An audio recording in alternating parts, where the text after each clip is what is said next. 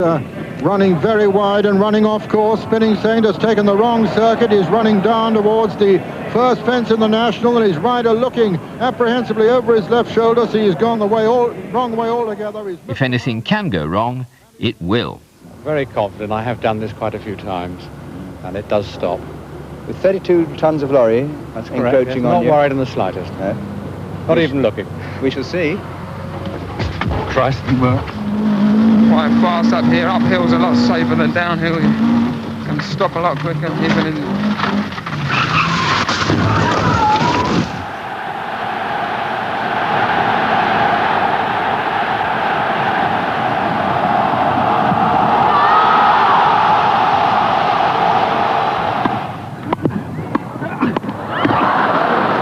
Murphy's Law triumphs again.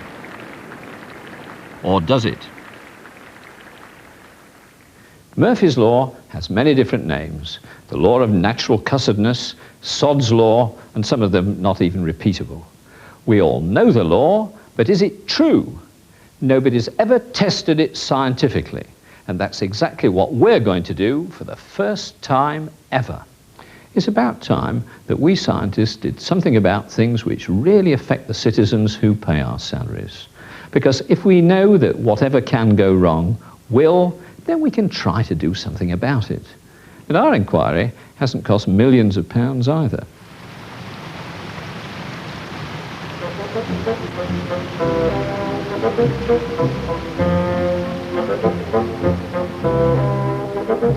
Here on the banks of the River Tyne, I brought together a group of scientific colleagues from the University of Newcastle to help me investigate Murphy's Law.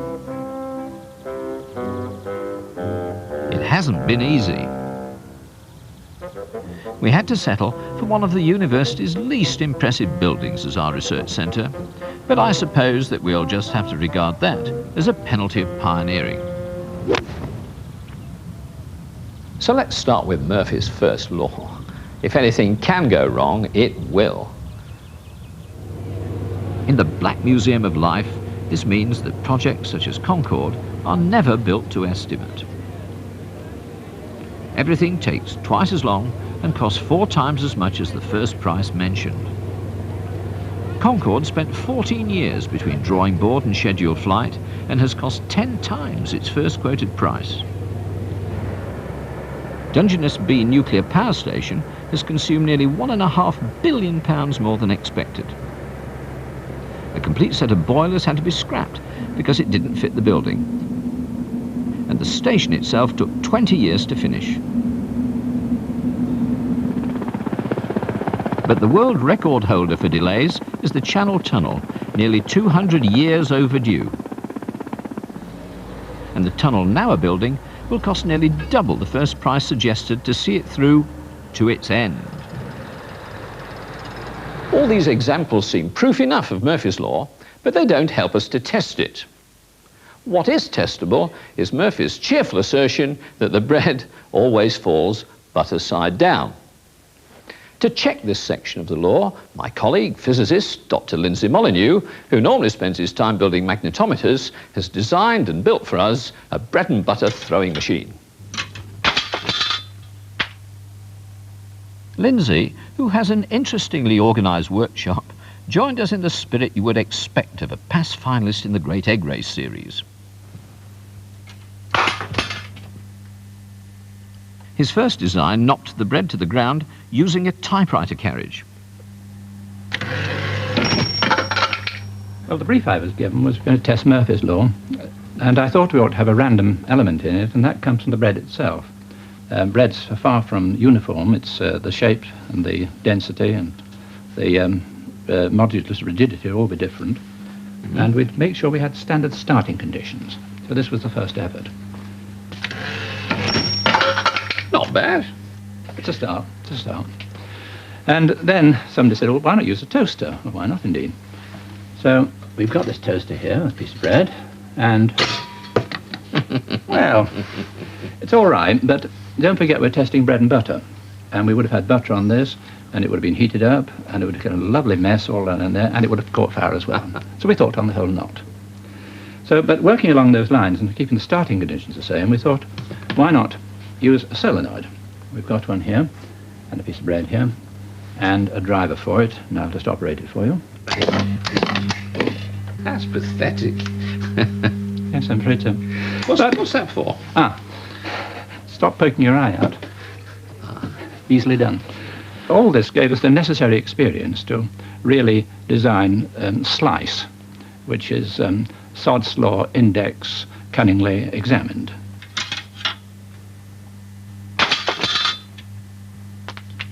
Bread sticks to the throwing platform if it's buttered, so it was marked instead to indicate its butter side. The results were totally unexpected. When the slices were placed with their longer axis this way on the launch platform, the bread landed equally butter side up and down. Murphy's Law wasn't working. But when it was fired from this position, 3 times out of 4, it landed butter side up, which made Murphy's Law the opposite of true. Our project statistician is Dr. David Appleton. A weaker man might be moved to re-examine his faith, at least in the law of probability, if he saw 3/4 of the results coming down butter side up. But a statistician looks at the experiment as a whole to see what's gone wrong. Maybe the machine's uniform throw favours flipping bread the wrong way. The way bread spins when you toss it is rather strange. If you spin it this way, everything seems just as you'd expect. If you spin it this way, again, what else would you expect? It spins. But if you spin it this way, it twists around in the air. Physics will tell you that this happens, and this may explain some of the results from the bread tossing experiment with the machine.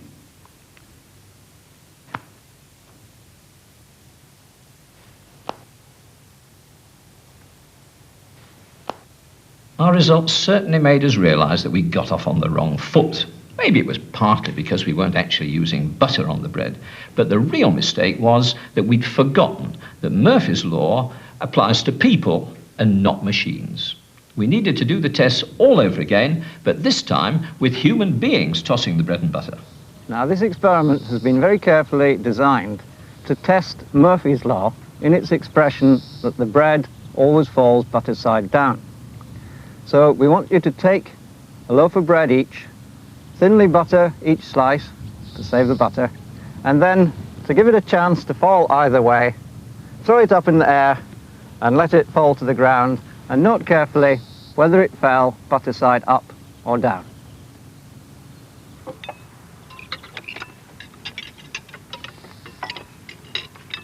This isn't the only bread test we did.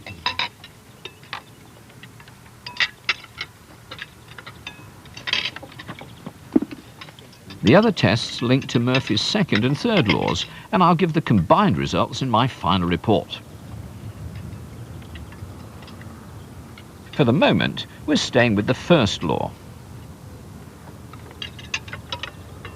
As part of predicting that things will go wrong, it notes that the other cue always moves faster, even if you change cues. Here's the inner lane moving gently. I'm in the outer one, of course. So I'm going to try to get an inside lane if they'll let me in. I have a problem here. Yeah. Chap in the blue van is reluctant to let me squeeze in. Here we go, squeezing our way in. And of course, now that I've changed into the lane that's moving faster, you can see very briskly the outside lane has released its jam and it's away faster than others. We've all been driven mad this way. But how often does it really happen in queues? Our experimenters carried stopwatches as well as shopping bags. Even in this reenactment, Murphy couldn't resist making a convenient plastic bag, well, less convenient.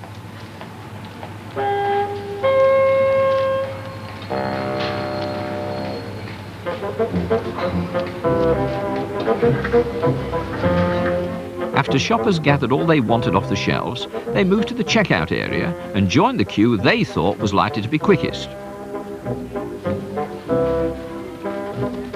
They They also kept an eye on what they thought was the next best cue and timed the speed of both of them.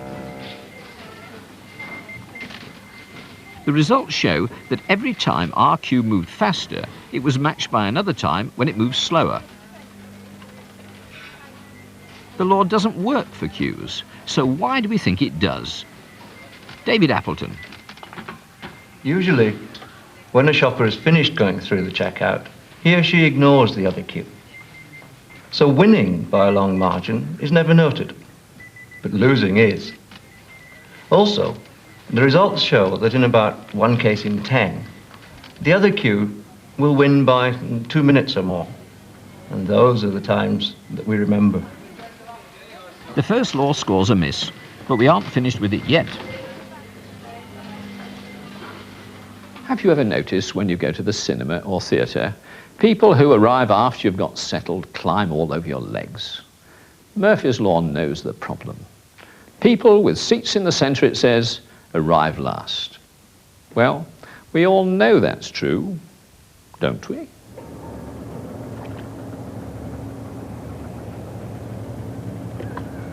London's South Bank is the home of the National Film Theatre. Its cinemas have different designs. We checked both of them. Seats in both theatres are bookable, so members of the audience know where they must sit. We counted as latecomers anyone who arrived after the advertised start of the film.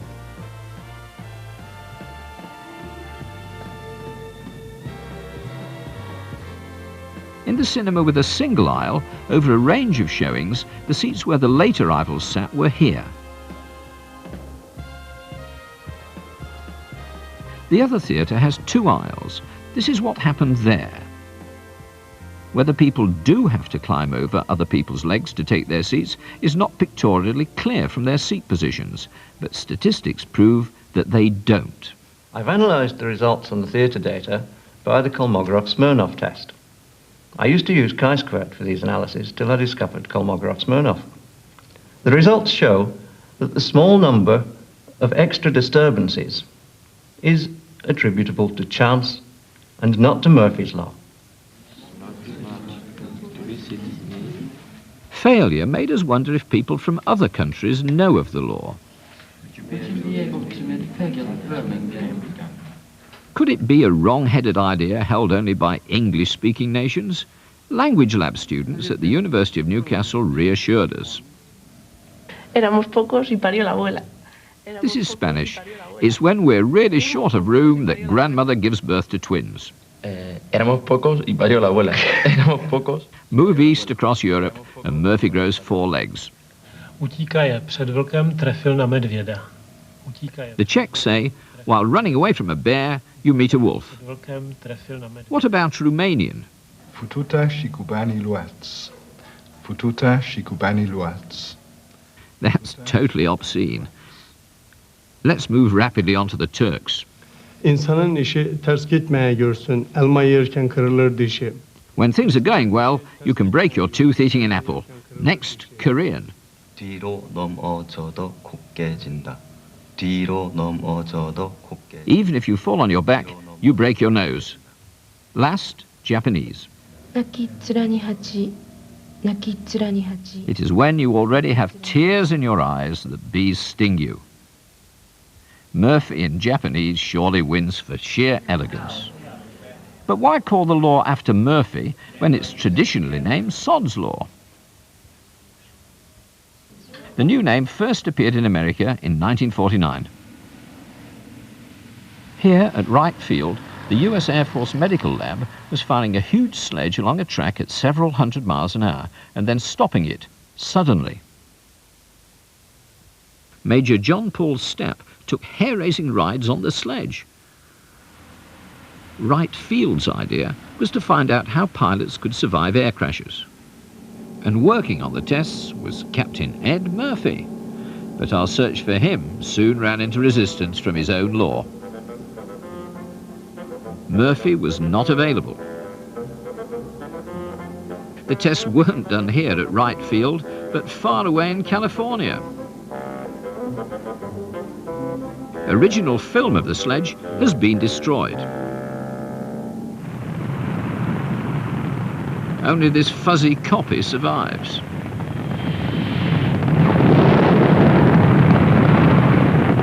Exciting, though not much help.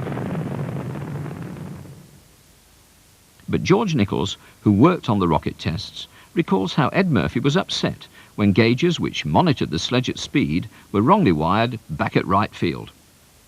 So we rewired them and wrapped them back up and got them ready for the next morning, and when Stapp and Colonel Murphy came out, or Captain Murphy came out, we explained what had happened and what was wrong with them, and he was muttering about a technician at right field that if there was any way of doing something wrong, he would do it wrong. Well, at the project at that time, we had a hobby of naming laws and coming up with all sorts of laws. We had a Stapp's ironical paradox, and we had a Nichols law and a few other laws. So we decided the next day or so that that should be Murphy's law. And the one we were using around there is, if it can happen, it will happen. Major Stapp survived no fewer than 26 rides on the sledge. Ed Murphy and his wife were living on the base, and he had some work to do for us. And nothing he attempted to do ever came out right. At a meeting of the Human Factors Engineering Society of Los Angeles, I referred to this situation and said that we had come up with Murphy's Law. If anything can go wrong, it will. These tests continue today and have led to safety belts in cars. Major Stapp also told the press that the project had ways of avoiding accidents. They wanted an explanation. How come you can do that? And he said, well, we're great believers in Murphy's Law, and we spent a lot of time trying to make sure it can't happen. Nobody had ever heard of Murphy's Law, so he had to explain it and quoted it. And within a couple of months, it just went like wildfire in the publications where companies were selling products and trying to hype their reliability and quality, and they were starting to use Murphy's Law and all the efforts that they were doing to eliminate it and so on. And that's where Murphy's Law just took off in the publications and went like wildfire. Murphy's second law soon appeared. It states that things go wrong even when they can't. The Murphy concept is probably as old as the pharaohs. So it's only right that the best demonstration of things going wrong, even when they can't, dates back to ancient Egypt. The Great Pyramid has stood for thousands of years because pyramids cannot fall down. But Murphy disagrees.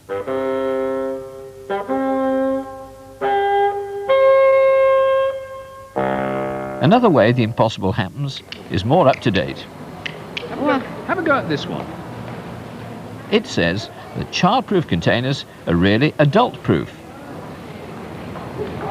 It's worse again. I can't do nothing with these. It's a new one.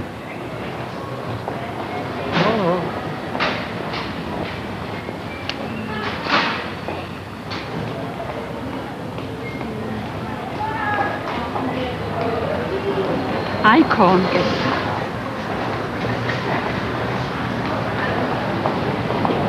Nah. Are the containers the same unbeatable challenge for children? These bottles have pressed down and turned lids. All our containers are empty to avoid the risk of accidents. With this bottle, you squeeze the soft plastic cap to release it. And these fool the adults. You have to line up a couple of arrows before the cap can be pushed off. So, bring on the children.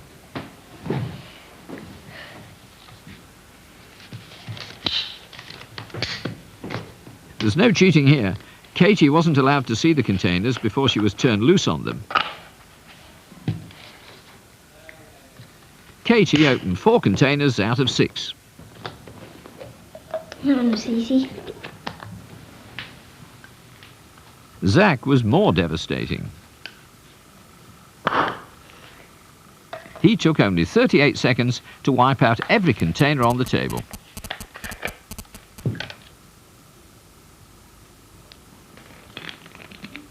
Where does that leave testing the second law? When Zach's performance shows exactly how we expect it to work. Things going wrong, even when they can't, means that bread should fall butter side down, even when it's impossible. Our testing was devilish. As each piece of bread was placed on the plate, we carefully turned it over and buttered it on the wrong side.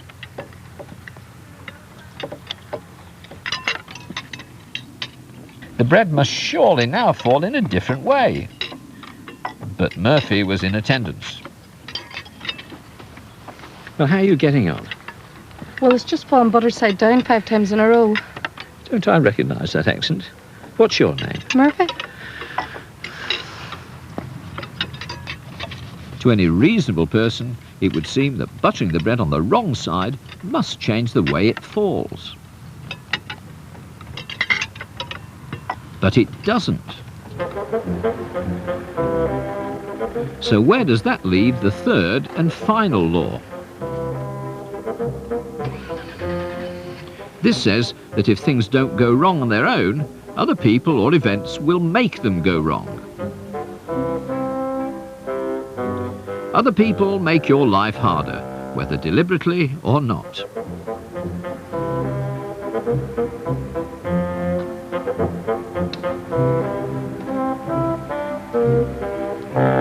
Look what's happened here.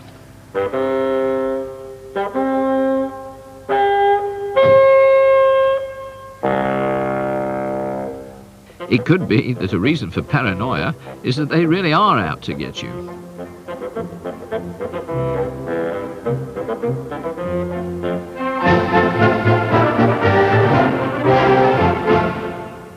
If it is true that you can rely on other people to make things go wrong, it must also be true that as the number of people on a committee goes up, the length of its meetings increases.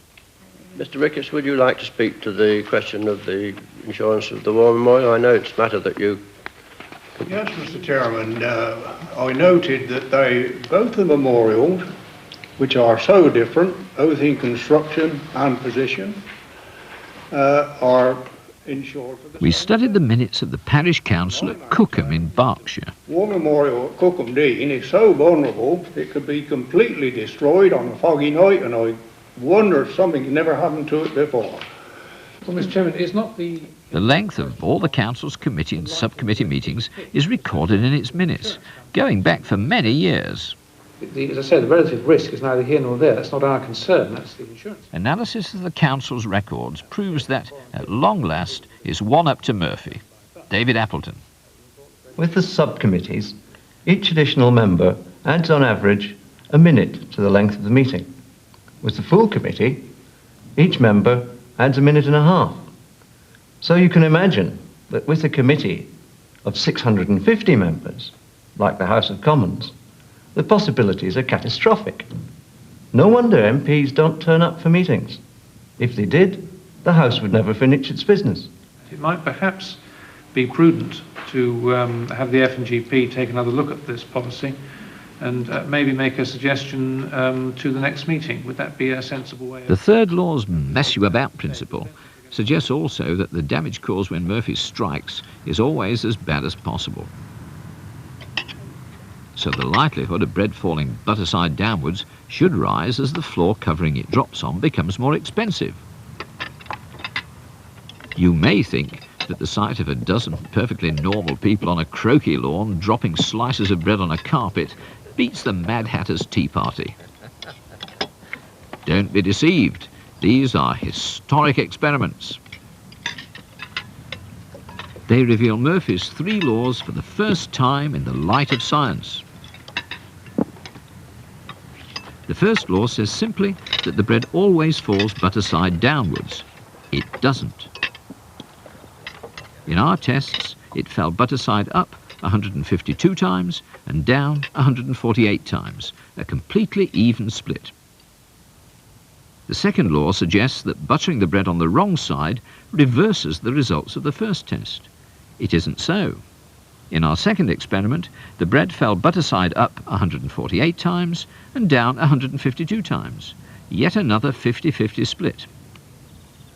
The third law proposes that bread falls butter down more often if the floor covering is expensive. It doesn't. Butter side up came in at 156 times and down at 144 times. The same balance result as the first two tests. David Appleton. The results of the bread tossing experiment give us absolutely no evidence at all that Murphy's Law is true. I know I won't be very popular for showing that these experiments imply that Murphy's Law doesn't exist. But perhaps, if it does exist, it's all in the mind. Murphy's Law is a psychological law. But there is another explanation, and that is, perhaps, if Murphy's Law is true, when we set out to test it, it operates on our experiments.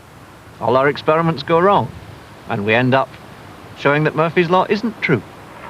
Perhaps you never can prove Murphy's Law.